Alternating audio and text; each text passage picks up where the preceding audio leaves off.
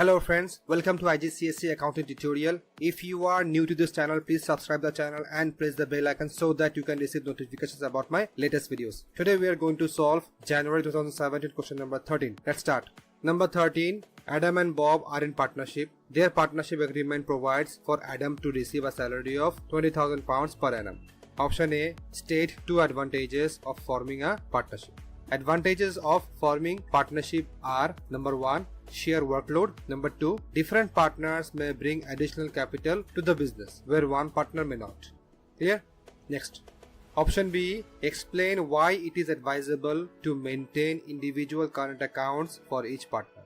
It is advisable to maintain individual current accounts for each partner because it is important to be able to see for each partner separately how much the partnership owe them and how much they owe the partnership. Clear? Next.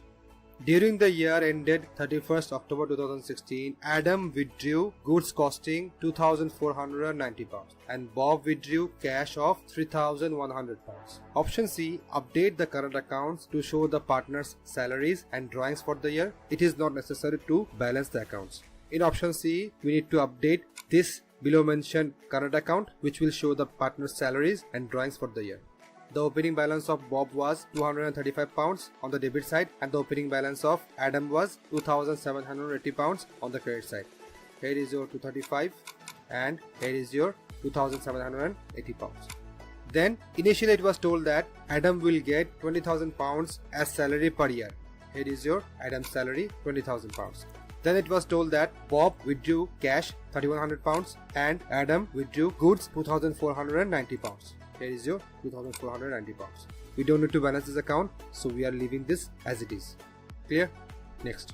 Option D, state two other entries you may find in a partnership current account. Two other entries you may find in a partnership current accounts are: number 1, share of profit. Number 2, interest on loan. There are more other items which we can find in a partnership current account, but we are told to mention only two. That's why we are mentioning these two. Clear? Next. Option E, explain the meaning of the balance on Bob's current account on 1st November 2015. On 1st November 2015, Bob owed the partnership. Means on 1st November 2015, Bob is liable to this partnership business. This may be because he withdrew too much money from the partnership in the previous year. Clear? Next. Adam and Bob are considering dissolving their partnership and forming a limited company. Option F, evaluate this proposal and explain the implications for the partners of this change of business structure. This change of structure will result in the partners having limited liability, which means that each partner's liability is limited to the amount of money they have invested in the business. The partners may lose some control of their business due to the issue of shares and may also suffer financially as they will now be rewarded through dividends. And the conclusion is, however, they may be able to have access to more sources of finance and see their business grow. Clear? If you have any query regarding this video, please comment in my comment box. I will try my best to explain you.